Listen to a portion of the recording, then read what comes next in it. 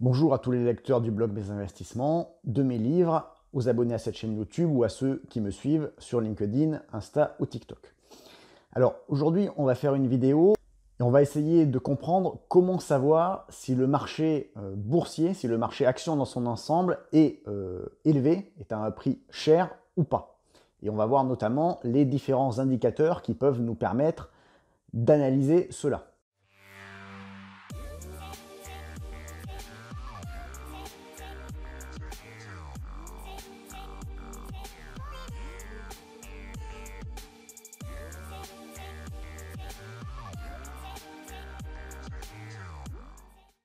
Alors, le premier indicateur dont j'ai envie de vous parler pour juger si le marché action est à un prix élevé ou non, c'est celui qu'on appelle le Buffett Indicator, donc l'indicateur de Warren Buffett.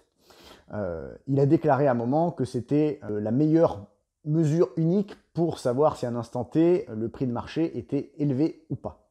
Même si après, il est revenu un peu sur ses propos en disant que une seule mesure ne permettait pas de pouvoir dire ça avec précision.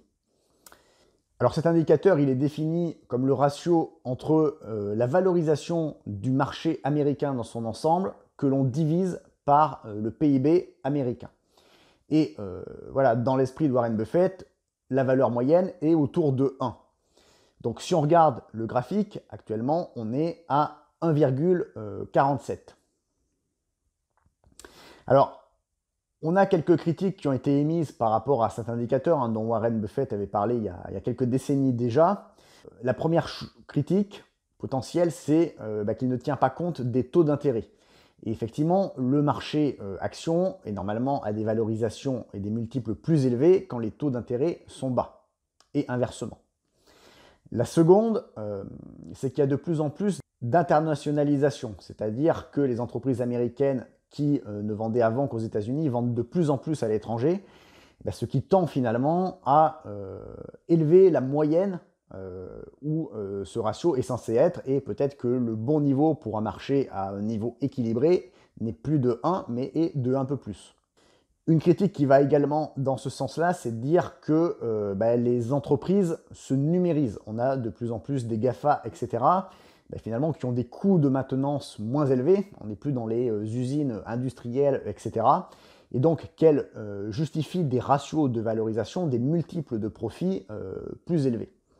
Alors, il y a une variante un peu de cet indicateur qui le corrige d'une façon assez intelligente, je trouve, moi, et peut-être qui est plus adaptée à l'étape contemporaine, même s'il faut faire attention pour ça, parce que John Templeton disait la phrase la plus dangereuse en bourse et en investissement, c'est, entre guillemets, cette fois-ci, c'est différent. Et il relativisait en disant, mais il faut y faire attention, mais dans 20% des cas, c'est quand même vrai que cette fois-ci, c'est différent.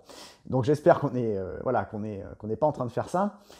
Et donc cet indicateur, il corrige en fait le dénominateur du Buffett Indicator et il rajoute le bilan de la Fed. Donc si on voyait qu'avec l'indicateur classique tout à l'heure de Buffett Indicator, on était à 1,47 et donc on était sensiblement surévalué pour le marché américain a priori. Si on prend le ratio corrigé maintenant, on est à un ratio de 110%, donc 1,1 sur le Buffett Indicator corrigé. Et donc là, on est modérément surévalué si on tient compte du tableau que je vous mets à l'écran. Bon voilà, c'est un premier indicateur. Alors, on va revenir un peu aux bases, après avoir parlé de ce Buffett Indicator que je ne sais pas si vous connaissiez auparavant. On va revenir à notre fameux PER, le Price Earning Ratio, le multiple des profits. Alors, je vais vous mettre un graphique historique, déjà, pour vous montrer que ce PER du marché dans son ensemble, parce qu'on peut avoir le PER sur une action donnée, mais également le PER du marché dans son ensemble, ce n'est pas du tout un bon indicateur en tant que tel pour savoir si le marché est surévalué ou non. Vous voyez sur ce graphique du PER historique que finalement, le moment où il a été le plus haut, c'est en 2009. Donc si on raisonne de façon bête et méchante, on se dirait PER élevé à plus de 65, là, eh bien le marché est trop haut, je n'achète pas. Et en fait, on voit qu'historiquement, 2009 était parmi les 30 dernières années sûrement la meilleure opportunité pour acheter des actions que l'on ait pu avoir. Alors ça s'explique de façon très rationnelle en fait, même si ce n'est pas intuitif au premier abord. En fait, les valorisations de marché avaient baissé, mais les profits des entreprises avaient baissé encore plus pendant la crise, la récession, la mini-dépression de 2009. Ce qui fait qu'en fait, quand on faisait le price earning ratio, où on divise le cours des actions, la valorisation des actions finalement par les bénéfices, même si la valorisation des actions avait baissé, les bénéfices avaient baissé encore plus, et donc on avait des PER qui allaient jusqu'à 100. Donc ça, c'est pas bon.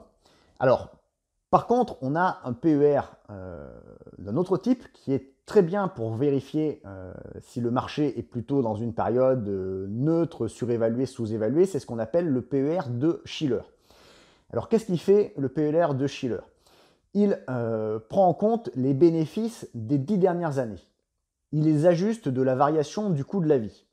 Ensuite, il fait la moyenne de ces bénéfices sur les 10 dernières années et il utilise la valorisation du marché actuel pour faire le ratio PER de Shiller finalement entre cette valorisation actuelle du marché et ces bénéfices ajustés qui prennent la moyenne des 10 ans corrigés de la variation du coût de la vie.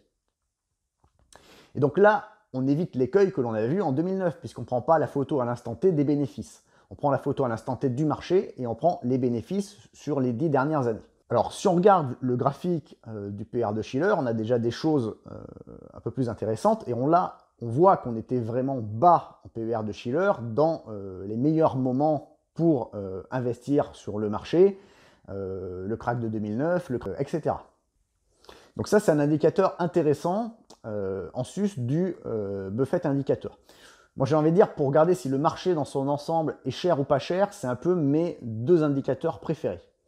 Alors, on peut voir d'ailleurs que le PER de Shiller, il est actuellement plutôt sur un niveau qui est encore élevé, malgré la chute du marché aux États-Unis par rapport à son historique. Par contre, en Europe et au Royaume-Uni, on est à des niveaux plus raisonnables. Donc, on peut penser que le marché européen est à des niveaux quand même plus raisonnables actuellement que le marché américain. Même si, effectivement, le marché américain, il n'est pas non plus dans ses plus gros pics. On voit que le PER de Shiller a déjà baissé un peu par rapport à ses pics. Alors, ce PER de Shiller, il est bien pour le marché dans son ensemble, il va être un peu moins utile, on va dire, quand on l'utilise sur une action donnée. Par exemple, si je prends l'action LVMH qui a eu beaucoup de croissance sur les 2 dernières années, effectivement, elle va avoir un PER de Shiller élevé parce que si on revient 10 ans en arrière, on avait des bénéfices où on n'avait pas eu cette croissance. Donc, pour les actions individuelles, c'est pareil. Tout le monde regarde le PER, c'est pas le PER qui est le bon indicateur pour valoriser et pour voir si une action individuelle est chère. Il y a d'autres indicateurs beaucoup mieux, mais c'est autre chose que le PER de Shiller et le Buffett indicateur. Donc je vais faire une autre vidéo là-dessus, donc abonnez-vous à la chaîne, elle va sortir d'ici quelques semaines et on regardera effectivement les meilleurs indicateurs pour valoriser une action individuelle en dehors du PER.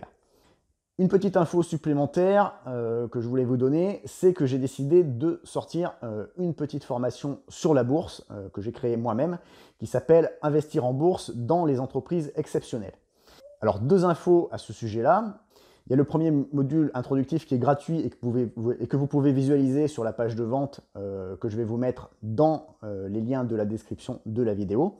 J'explique dans ce module-là l'intérêt d'investir plutôt dans les entreprises exceptionnelles et de concentrer son portefeuille boursier dans les entreprises exceptionnelles. La seconde info, c'est que pendant quelques jours, comme c'est le lancement de cette formation, je fais une remise exceptionnelle dessus. Donc si vous voulez en profiter, c'est maintenant.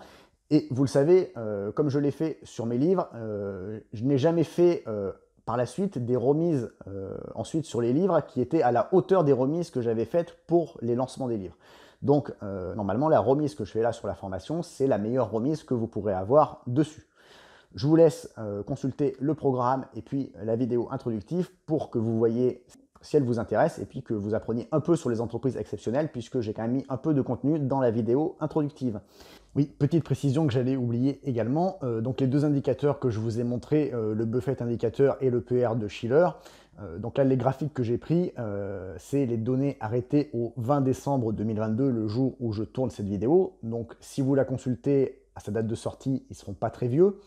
Mais par contre, je suppose que vous aurez envie potentiellement d'être capable de regarder le niveau de ces deux indicateurs à n'importe quel moment de façon autonome.